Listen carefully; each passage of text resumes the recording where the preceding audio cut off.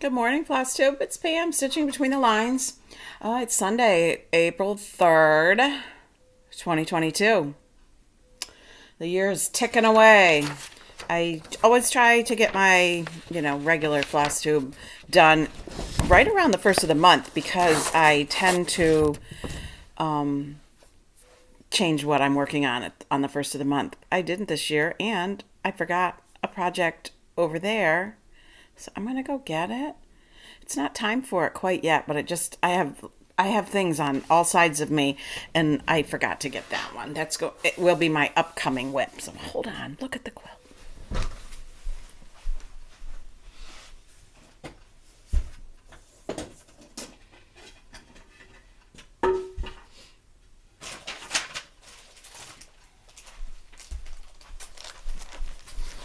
Okie dokie, I'm back. Sorry about that. I could stop and start, but I don't know. Hold on. All right. So what have I been doing? Oh, lots of texting going on. Um, sorry. Okay. Train of thought. I have almost an entire week when I didn't stitch at all. I would say cumulatively in this month, there's been a full week, full 7 days, if I put them all together, where I haven't stitched. But you'd be shocked at how much I've gotten done. I checked out my last video this morning, which I did on the 10th of April, and I showed you my finished Kringles and my whip of In the Meadow. So we'll jump right into that one because In the Meadow, Country Cottage Needleworks. It's done on, okay, the called for, I'm looking for a piece of paper for it to be written on. I keep my records on the X-Stitch app, and I write my details there, and then I try to remember to bring them around. The called for is Scuppernong linen by Weeks, which is a nice green in here. I didn't have it or wanted to order it or whatever the heck, but I had a piece of the gingham, and this is gingham by Weeks, but I don't know that the color is Scuppernong. I don't know what it's called. I started this either January 1st, 2nd, or 3rd, 2021. Each day of the first 3 days of 2021, I started a project, and of the three I started, this is the first one I finished. Isn't it cute? It's a cute one, and I thoughtfully did not put it in the center of the big piece of fabric, so now I still have a little bit of the gingham, Weeks gingham. I have most colors of this. I don't know. It has been a while. I had the opportunity to briefly be in Las Vegas. We were staying a couple hours away for a business-related trip and took a day trip over to Las Vegas and spent a couple hours in did I just say the name and now I've already forgotten? There's one store that is always the one I go to when I'm thinking of stores, and this is not it. It's the same way. I don't know. So anyway, I was in Las Vegas, and I went to the shop there, and they had lots of gingham. I bought a bunch there, so I have most colors of gingham. Use them sparingly, when the right project comes along. So that was my finish. And then in the last video, I made some remarks about starting 3 projects. And I forgot something else. We'll see what happens here if I have to go and get it. I got paper out to take notes. It's hanging in front of me.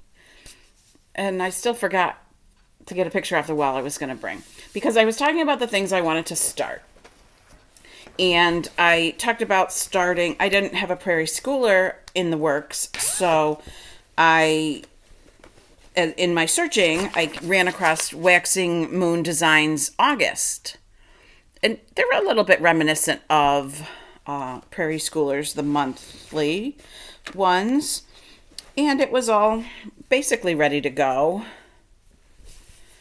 So I started that. That was one of my starts.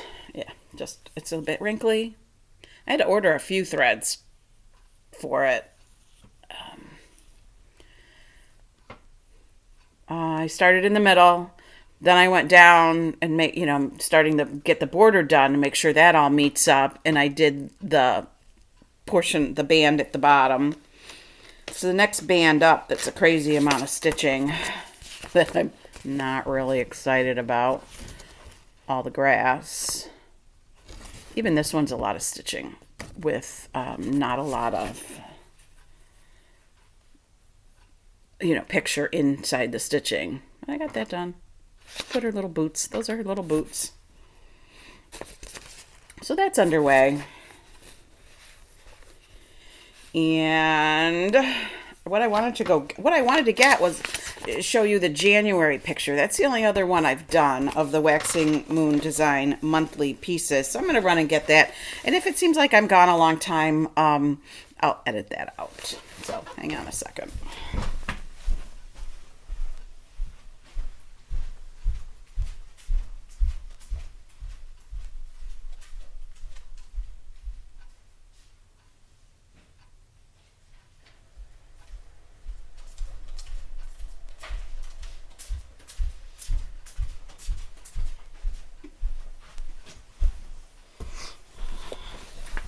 You'll see how January is even more reminiscent of Prairie Schoolers' monthly pieces.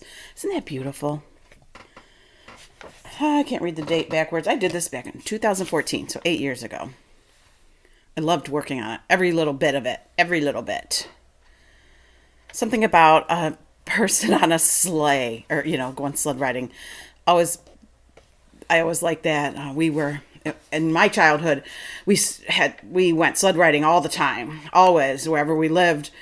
There was a hill somewhere with snow on it. You could drag your sleds to, whether it was the park or our own yard, depending on where we lived.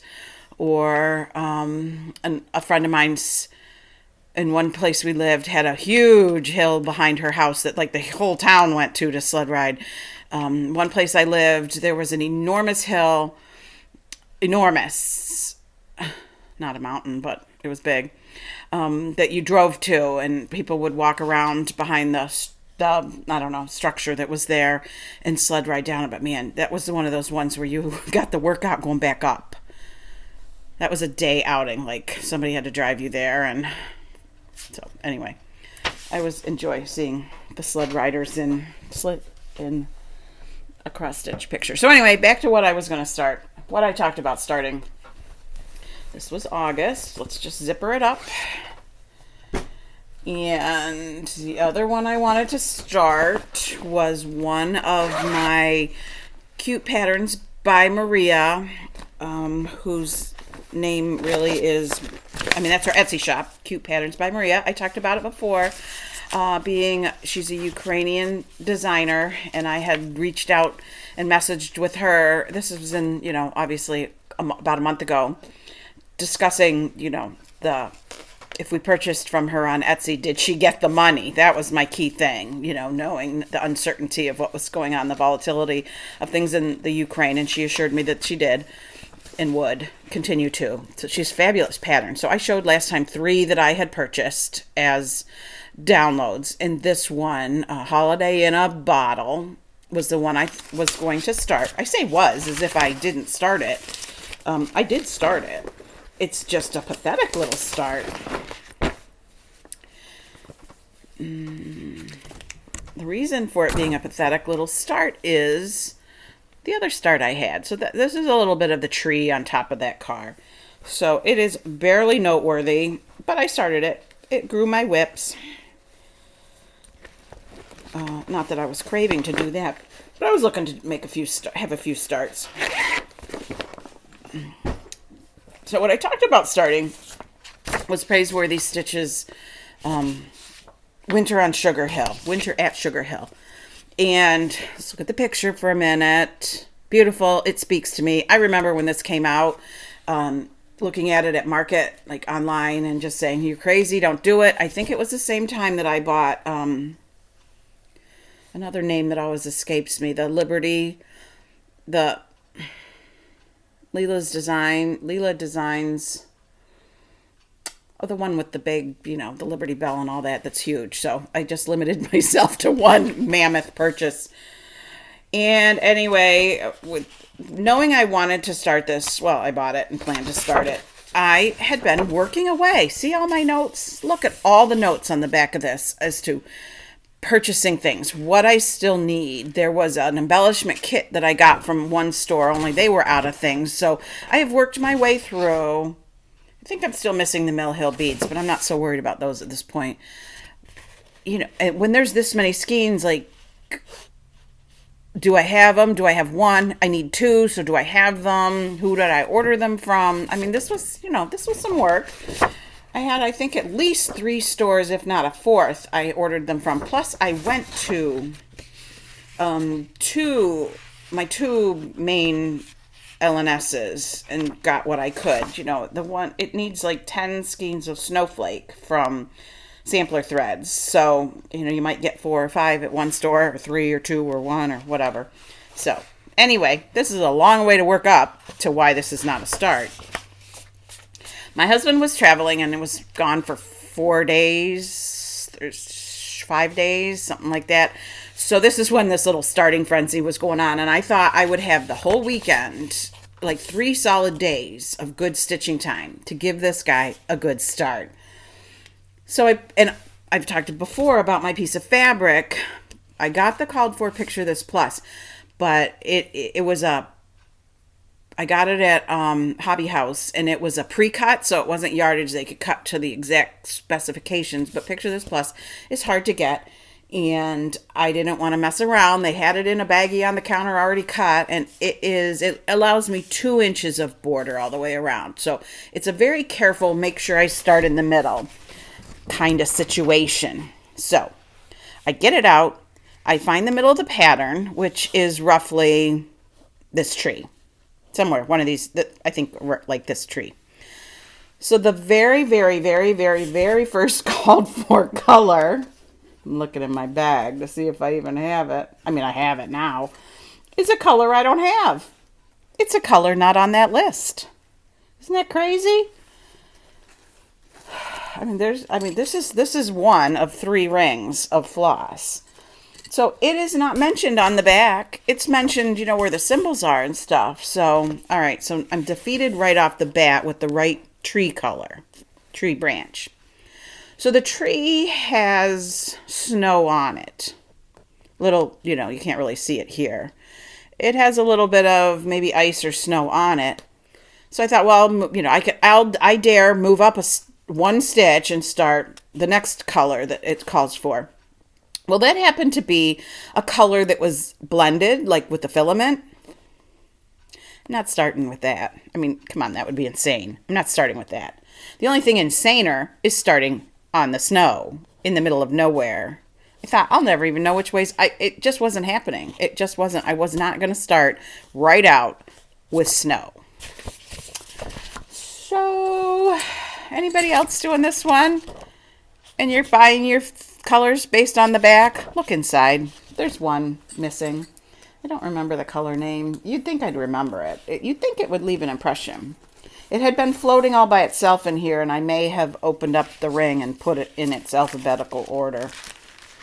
It didn't make me happy. Can I just say it did not make me happy?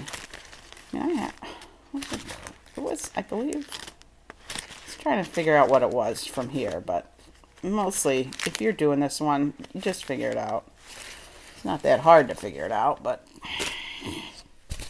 let's just say that didn't make me happy. So that one didn't get started. What did get started in its place, I just dug through my projects wishing they were whips. We've been over those. And ran across to Peter and Peep. And it's got its flosses in there and stuff. I might have had to find some fabric. And I started that. And I loved it so much I couldn't stop, which is why, Holiday in a Bottle or whatever it's called didn't get barely anything done on it, because Peter is so stinking cute. I couldn't stand it. I could not stop. I could not, like his little pants, his little short pants. I kept wanting to call them trousers because that's what they feel like. To me, that's what they look like. He's so dapper. But they're shorts, so they're short pants, not trousers. And I thought I've seen this one done, and I remember thinking how enormous it was. But here on my fabric, which it's a picture this plus, but I don't know what it is. I only brought over here these two pieces because it's by my stitching chair. I was working on it last night. So here I've moved into April, and I'm still working on Peter and Pete because I don't want to stop. So Peter and Pete will be my April secondary focus. I like a big piece to focus on and then a smaller piece that I kind of can finish in that month. So Peter and Pete has moved up the ranks to the top. And then I had a little hankering to figure out what I had done wrong in pumpkins. Oh, I don't know. When did I work on this last? In the fall. And this was the quadrant I was working on. And I was kind of working around the bowl, and I thought that I was off somewhere, and I just didn't want to figure it out. I just didn't. I don't know. The timing wasn't right. So I got it out, spread it out on my sewing table here next to me, and counted and counted and counted and looked and looked and looked, and I cannot find anything wrong. So I even thought, well, just put some stitches in, some stitches in, which I've put some stitches in since last time in and around here. I still can't figure out where I was wrong. So it's entirely possible I was just tired and I was counting off of the wrong area when I discovered I didn't have enough space to do something. I don't know. I really don't know what went wrong. So I want this to be my April focus. One of the difficulties I have with some of these enormous pieces is when I'm working on something like this, I use a lap desk on my lap with my pattern propped up and the flosses nearby and all that. And when I, in any given day, sit down in my stitching chair, the cat has to come over and get on my lap for a while. And if I have that, and then if he wakes up and still sees me in a chair, he has to come back.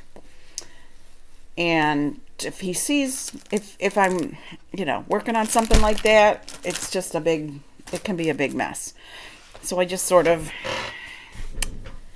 not feeling like coping with it, I guess, is what it comes down to. But I'd like April to get this quadrant done right through here, which then leaves the last pumpkin, the last of the top of the cupboard, that kind of stuff. It's such a fun, I love working on this piece. The pattern's very hard to read, though. That's another thing I have to have is a pencil nearby to cross out. Most patterns, when you look at them, which I really can't show you much of a pattern, you can identify the picture in the pattern. And I know sometimes it has to do with the simplicity of the pattern, but I've been stitching a long time. When you can see on here, you can see what it says up in that top part and that kind of thing, even though it's solid stitching.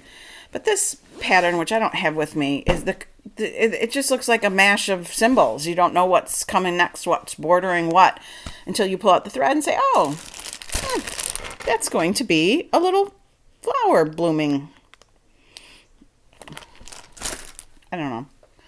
It makes it hard to just concentrate on creating that one little thing, that one little bud or that one little leaf, because you don't really know what down below is the continuation of the leaf. So that's my Sunday morning complaint. Okay, we're done with the complaints of, you know how it is. You work and work and work on things, and, there's issues, little bumps in the road. So anyway, let's move on to what I bought. I don't usually do a section on that, but this was cute. Still laying out, so here we are. I love, I love Sue Hillis. I love me some Sue Hillis. Try to always have one of her pieces going, but currently I do not. So this was her new market release, and it's a 4-part series, Departments of Public. This is the North Pole Chamber of Commerce. This is the Department of Public Works. This is number 1. Number 2 is in a different packaging because I bought this from my friend Penny on thedailystitcher.com, and then she only had this one left, and then I bought the other 3 at Fat Quarter Shop. What is this one? Backwards. Mrs. Claus's Enterprises. Yes. Feature. Oh, the Sweet Shop and the Toy Emporium. Cute, right? and I don't know what this one's called. Reindeer Flying Academy. Cute, right? So you can do them in a big long series. You can do just a component, or oh, this is the only one that on the back doesn't show all them done individually. I don't know why. What's going on with that? Part 4. What's going on with part 4? It doesn't show you the individual feature. Don't know. They're cute. I really don't see me doing it as a big long. I just really like, I like different components in it. So that was fun. That'll go into my Sue Hillis file. And then I spent a few days this last week sewing, so I've forgotten a lot of sewing done. I just don't have anything worth showing, except for Lori Holt's zippy bags. So Lori Holt was originally, when she hit my radar, she was quilting and blogging, and she probably had a couple patterns by the time I did Farm Girl Vintage, and I did that right along with her when she posted on her blog every week, 2 blocks, and so I made that quilt right along with her, and she really has just exploded in popularity in holding retreats, quilting retreats, and so on. And her association with the Fat Quarter Shop was quilting, and then she's branched a little bit into cross stitch and has things that she does that sometimes she'll have the quilt pattern and a cross stitch pattern, that kind of thing. So she came up with this line of zippy bags, and the fabric, it's a fabric panel, which I have cut all up so you can't see it. What I have is the title and the instructions that come on part of the panel. I got it from the Fat Quarter Shop. I happened to watch her do her tutorial on her Flosstube. I don't really watch her Flosstube. Sometimes I watch a quilt demo, and these were demoed. So she, first of all, came up with this line of zippers where, oh, it won't unzip. That's not flattering to her. There's probably a thread in there. They zipper apart from the middle. And again with the stuck zipper. This is just me. Don't take it the wrong way, right? This the edges where you sew the zipper in aren't finished. So there's a little bit of raw edge in there, and sometimes a thread gets stuck. So eventually you run out of threads. It won't keep happening. I should have cut them with pinking shears, but I guess I didn't really think about it. I was just sewing away. You could put them both over to one side if you really didn't want to. It comes with a little tab that you can sew and put on. So her fabric panel comes with the contrast fabric for the top, the body, and then the back. And you just cut apart where it tells you to, and the instructions are there. I've made a lot of project bags. I didn't really need her instructions, and I'd seen her video, so I didn't need her instructions either. Probably put my zipper in different than she does. I do a kind of turn and flip thing, and then I do an overstitch to hold that all in place. A top stitch. So there are 4 small bags on this panel that are this size. This will work for, if you had a little snippets or Mill Hill or something like that. So there's, like I said, there's 4 on there. This one actually uses the same fabric for the top and the body. This is a printed, part of the fabric. The back, this one makes me think of crocheting. I think you could keep a little crochet project in there. This one is the vintage sewing machine. Back. See, I'm going to show you that all the zippers don't stick, because it's just operator error. And like I said, the thread at the zipper. This is one of my favorites because this is like her sort of quintessential Lori Holt style. So there's 4 smaller ones. There's 2 medium ones. So here's the medium one. And the fabric, like when I got the fabric panel in the mail, I thought I was going to have to consider at least making one of them quilted so it's a little more sturdy. But this fabric is maybe what they call designer weight. It's a little bit thicker. It's not like upholstery fabric. It's not anywhere near as thick as that. But I was pleasantly pleased at the, hardiness of the fabric. So that one's cute. And then there's two that are larger. So this one and one last one that is very, very sweet. The old sewing machines in the back. So I'm done making project bags forever. I am out of the project bag business. I do not need more. I love to, I've kind of, when I see fabric that would make a perfect project bag, I don't make project bags anymore. But on this project, see my new fancy serger, I broke two needles, serging the insides of this. For non-sewers, a zipper, a nylon zipper like this can be sewn over, and then you cut off the end that sticks out beyond what you're doing, and you can sew over it and cut it, sew over it, whatever, and that's what kind of seals up the end. And my serger just didn't care for that.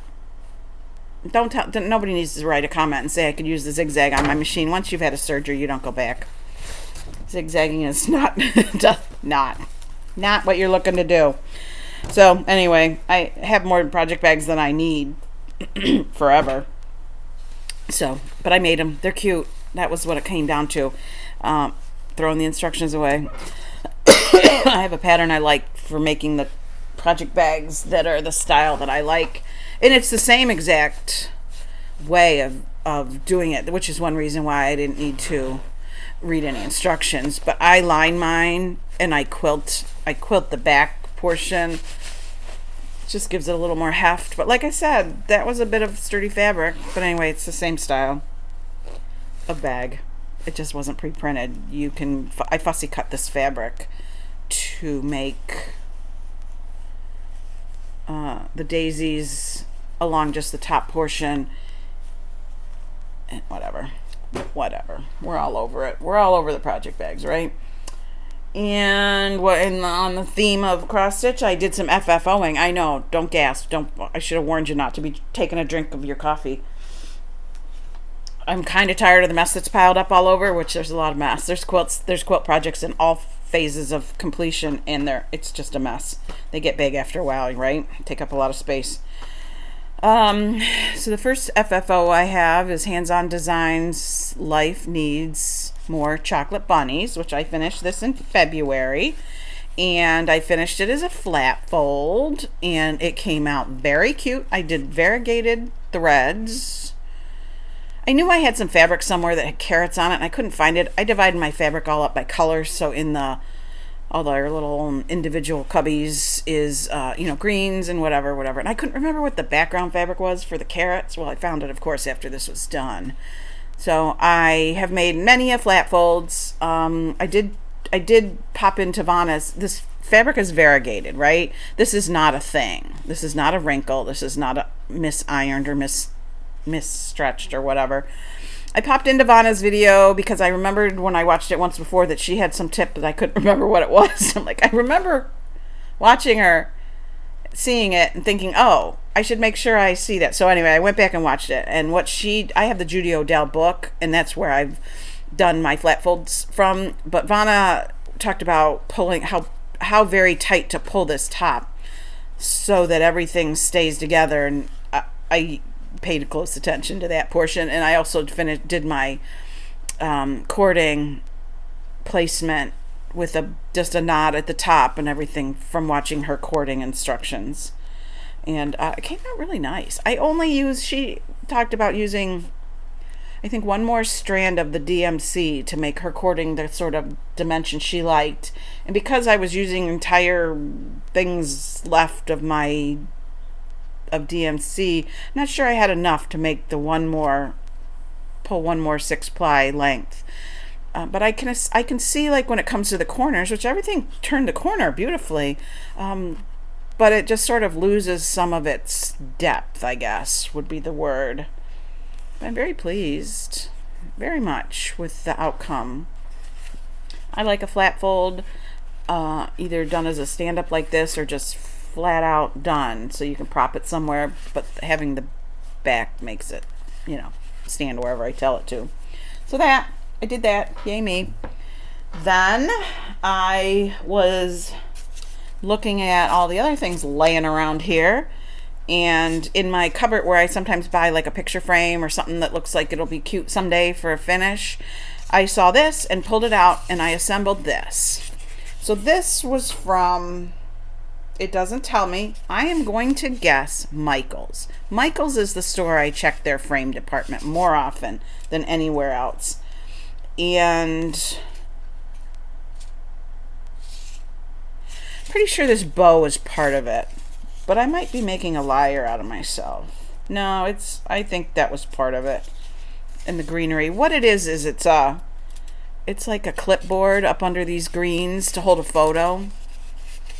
So that's what's holding my stitching on there, which the hands-on design cookie exchange, which I modified only a little bit. I made the cookie cutters into cookies, and then I put this word under there, which I got off of an old Lizzie Kate pattern. Something like Santa, we have cookies. I don't think I have the pattern anymore, but I had my finished piece at Christmas time to show and compare. That's where I got the font and the lettering from. So that really came out cute. The only thing I added up here was I have these cookie cutter buttons, charms or whatever, and I put one on here, and then I filled it with the little red beads. Are there beads on here? Maybe not. Maybe there were supposed to be beads. I don't know, but I just made it look like. And then of course I do this all the time. I have the pile of stuff I intend to use to finish with, and then when it's time to finish I can't find it. I found a little baggie of buttons and embellishments and charms that I was going to use that are bigger than this, but whatever. It looks fine. It's fine. One more that's been waiting in a pile on my work surface for a very long time. Well, don't exaggerate. 2 years? 2.5? I can't even remember working on this. Wonderful Time of Year by Country Cottage Needleworks. Finished it. I don't know. Maybe there's a date on here. Let's look. I might need my reading glasses. Oh, it says I finished it in 2020. Somehow I think it was longer ago than that. But I don't make up dates. Maybe I was working on it in 19 and finished it as the calendar changed. I don't really know. You just want to see it. This, I'm going to guess, was also from Michael's or Walmart. I don't know. Joann's. Let's go with Joann's. And I knew something was going on here. I really thought I would put on the Prairie Schooler one with the sleds, but I forget what the deal was, what I didn't like. So these things with the fabric were laying out, everything was laying out, waiting to go, just waiting for me to actually do it. So I did it. And I discovered, which we're not going to point it out, we're just going to look at it. I discovered it's not really, there's something off, but you can't tell. And if somebody can tell, don't text me, don't email me, don't comment. I had this red and white plaid fabric, and for all the reasons in the world, I don't know, brown was the color of rickrack I wanted. Well, first of all, this red is hard to match. This red's hard to match. Green's hard to match. I could not find, I went to 2 different stores, like Joann's and another store. Nobody has brown zigzag rickrack. Nobody. I had to order it online. But I like it. It enhances it the right way. So this was also a picture frame. You're supposed to put a picture in the back there. So it's probably that I've had this for a very long time. And like I said, I'm pretty sure I was thinking I'd put a Prairie Schooler on there. The one with the kid, the Christmas tree farm. I think that maybe it didn't fit right. So, yay. That's going to go away with all the Christmas things. As will Cookie Exchange. And maybe the snowman one, right? Now I'm all confused. No, just kidding. Oh, the flat fold of carrots. No, that's going to stay out now.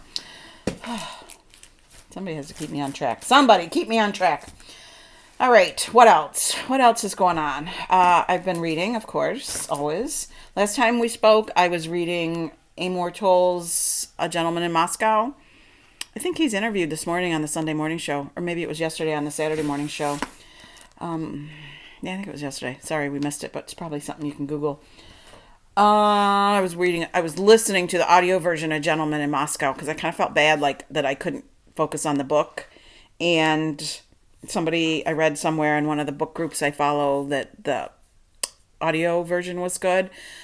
I am glad I got through it. I just feel like it's one of those books that like should be read. I don't know why. I don't know. I don't know. Except that it was interesting. Somebody who's imprisoned who's a political prisoner in a hotel from the time of World War One forward.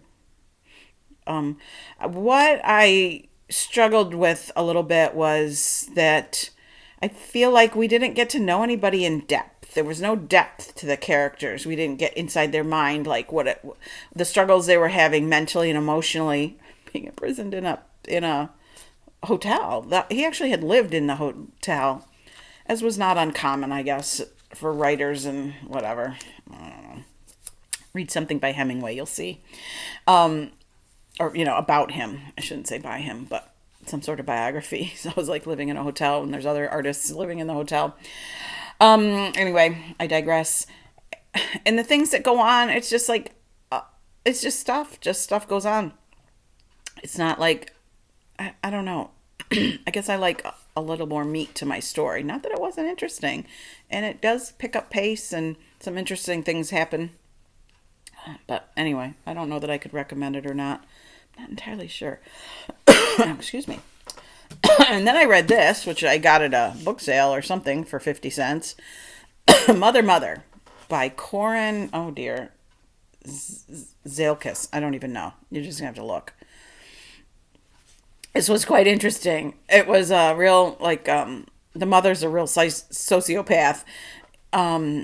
And the kids have gotten to an age where they know that their mother is incredibly manipulative and emotionally abusive. And the husband's sort of in his own world somewhere because she's beaten him down far enough. And there's one golden child who's kind of too young to realize. And so it was a good book. It was good. I enjoyed it. I didn't throw it right away into the thrift store box. So I guess that says something, which is usually what I do when I bought a book somewhere. I mean, it has a sticker on it, so I don't know exactly where it came from. At the book sale, the library book sales, they didn't have stickers on things. You just paid what you thought it was worth. At the thrift store where I tend to send my books, their books are just priced, whatever, $1 a hardcover, 50 cents a paperback. I don't know. But I can't recall being at a rummage sale anytime recently. So it could be that it made its way from somewhere to ultimately in a library sale or the thrift store sale. So that means this book has been read by a number of people, I would assume. So I did like this, definitely. If you like a little bit of a, not really scary, but there's some twists and turns and some, unfortunate for the children, obviously. And then I'm currently reading a book that's been on my to-read list for probably a couple years, An Unwanted Guest by Sherry Lapina. I don't know. Sorry. From the library. I got this. I have my want to read list, to be read list on Goodreads. And every now and then, when I'm not quite sure or it's time to track down one or two of those, I go to the library and I request them because I haven't run across them anytime in my, thrifting, book sailing, whatever. It came out in 2018. So probably in one of the groups that I follow, there was enough comments or synopsis that I wanted to read it. So this is a story about a group of people. There's people that go there all by themselves and couples that come, friends or spouses or whatever, to stay at an inn that's very isolated because they wanted the isolation. They wanted to get away. But they arrive in a snowstorm, and of course, the electricity goes out overnight, and there's a snowstorm, nobody can get to the place, nobody can get away from the place, and then people start turning up dead. Some of the times you have to suspend your suspend reality as you're reading something like this, because nobody has any cell reception. There's the electricity's out, so the phones don't work. But if you had like a plug-in landline, not with a cordless phone, but it would work. But apparently not. And there's no internet even in the first place. Like, how does a hotel or an inn get along that way nowadays? Because nobody books anything just because they found a brochure. And nobody seems to think to go out to their car and start it up and let it charge their phone. Nobody. Yeah, I know no cell reception, but the big crisis of the moment is everybody's like the battery or the flashlight app is gone on their phone. So they're all like staying awake in the lobby of the inn, and things keep happening, and nobody has any light, nobody has anything. I don't know, I don't know. It's not a bad book. It moves right along. I hope to finish it today, where it's the sort of semi more suspenseful part where everybody's starting to come unglued. So enjoying that one, and that's all for the reading right this second. I feel like there was one more thing. So, okay. I went to give blood about 10 days ago, a week and a half ago. And the Red Cross will test your blood to see what your COVID antibodies are. Because then they'll know if your blood is such that they can use it for convalescent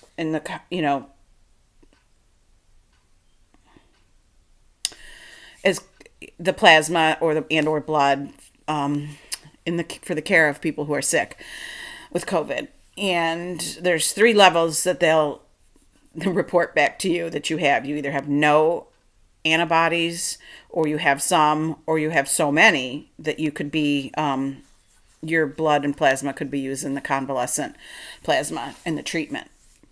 So I had my vaccines as soon as I could, 1 and 2, and then my booster as soon as I could, which was at the end of October. So 5 months prior to me donating blood. And I got my results back, and my antibodies are so high that my blood and plasma can be used for convalescent plasma treatment of COVID patients. So that made me very happy. I was very, very happy to see that, because now I'm eligible to get another booster. And so even though nobody has to comment and tell me, I know you can't base your vaccine or anything on the results of something like this, because it's unstudied. It's simply it's just not studied. So nobody's going to say, if you have the highest level, a high enough level of the antibodies that we will use your blood and plasma to treat somebody with it, they're still not going to tell you to not get a booster. So what it does give me that little bit of confidence is that I'm not going to race straight out and get a booster, that I will give blood again when I can. 60 days has to go by, and see where we stand then. It says on the website for the Red Cross, it says they're doing it for a limited time, but I think the limited time is as long as they're going to need this sort of stuff. I didn't make if you make your appointment, if you put the app on your phone for the Red Cross and make your appointment through the app, you can then see where your blood went and is being used. And now I don't know what kind of detail it is. I have no idea. I did not do that. I did not get the app until after I had donated blood, when the recommendation was get the app, and you can then book further future appointments and see the statistics about your blood. Like, it's right there on your phone. You can look at it, see your blood type and all that stuff. So that was interesting. That just really made me happy, I guess, to know that,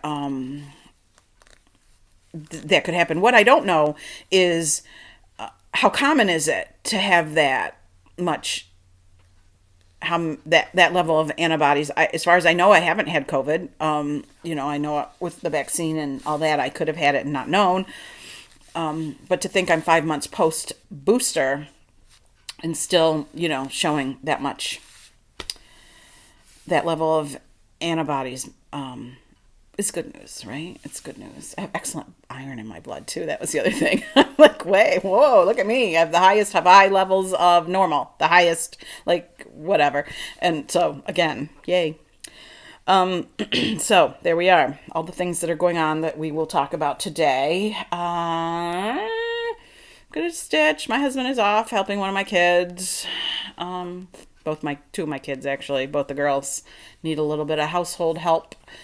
So he's doing that, and I get to do some laundry. I must go up to my desk. I have work to do. I keep putting it off. I keep saying tomorrow will be a good day. And then tomorrow comes and I don't. It's, I'm still, we're still dressing like this. Early April, it's pretending to be springish, which means it hovers in the just below freezing, just above freezing. Friday, I had to drive about an hour and a half for a meeting, and it snowed sideways. And one other day this week, it was 60 something. And I believe we've seen every precipitation form that we could in this last week, but that's how spring works.